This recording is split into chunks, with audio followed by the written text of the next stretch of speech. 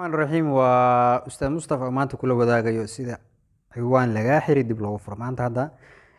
ciwaankeeda ujeedan waa uu xiran yahay laakiin dib baan u furan doonaa ama in waxaan rabaa aan dib aan u furto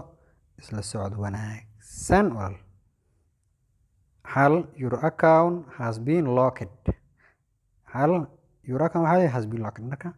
isla socod wanaagsan istaabiyada ayaynu qaadan doonaa dad fara badan baa yiri Ustaad Mustafa waxaad waxay dheer tahay tiknoolajiyada ee fadlan inaga caawi marka taas baa igu qasabtay inaan idinka caawiyo insha Allah soo dhawaada marka macallin isla socod wanaagsan ayaynu isla soconno istaabiyada ayaynu sameyn doono ardayda qaarna ka faa'iideysano insha Allah kooda waxaa leedahay get started waa ustaadkii ugu horeeyay ama Ustaad Mustafa waa qofkii ugu horeeyay ee Facebook la xiro kuu tuso in aad furan karto haddii ay ku jirtana waad ka raadin kartaa kadib waxaa leedahay next marka intaanoo qaab keed isku caddayn kartaa koow wuxuu ku leeyahay verified your kaarkaaga cadday get code by email code ku hel emailka ama identity-gaada marka intaasba adigu ka aad awoodda ayaad samaynaysa hadda anigu kan kor haddii aan fiiriyo kaarka uu ku xiran yahay verified your credit card wuxuu leeyahay kaarkaan macallin aniga ma haysto waan kala laabana qaybtan saaxiib anigu kaarkaas waa expire waayo ma haysto get email ayaan leeyahay haddaa haysto kaar macallin waad gashan kartaa markaan eray get email wuxuu ii sheegay emailkaas uu u dambeeyo lambarkaas asagana waa igu adagta asagana okay qaybta zaafiri identity okay marka saaxiib emailkaaga halkan gasho marka abwa Mustafa 190@gmail.com Mustafa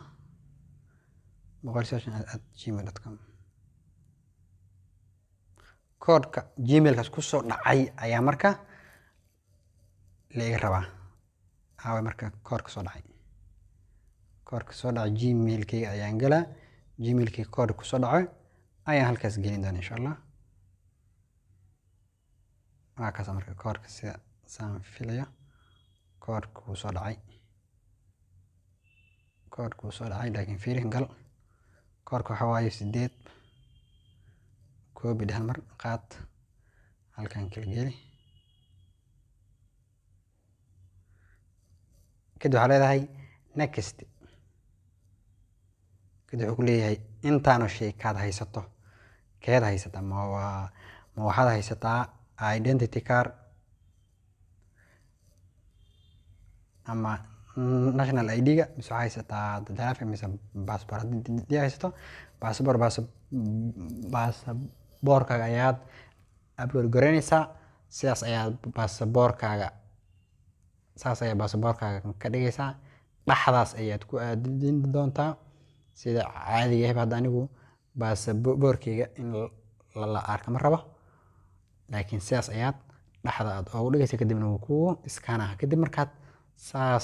dhag tiraado iskaan ayuu qaadan doonaa iskaankaasuu qaato ayaa lagugu soo jawaabi doonaa ciwaankaagana waa lagu furkaa sidoo kale waxaa jirta hab kale oo wadooyinkaas oo dhan ka fudud waxaa weeye wax kale ma aha ciwaankaaga Facebooka meel uu ka kacsan yahay haddii mobile kale ama lambar kale laptop kale ama mobile kale hadda ka hor mar aad ka kicisay haddii aad ka gashana toos ayuu kugu furi doona markaas sidaas ayaa macallin sameyn doontaa assalaamu calaykum waraxmatullaahi tacaala wabarakaatu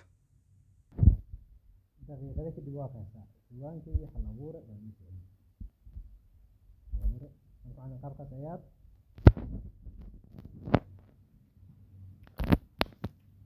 sorry marka sida qaabkaas ayaa macalin aad u soo ceshan kartaa ciwaankaaga haddii lagaa xiro amaba ay cilad kala qabsato. Marka sidaas sameey,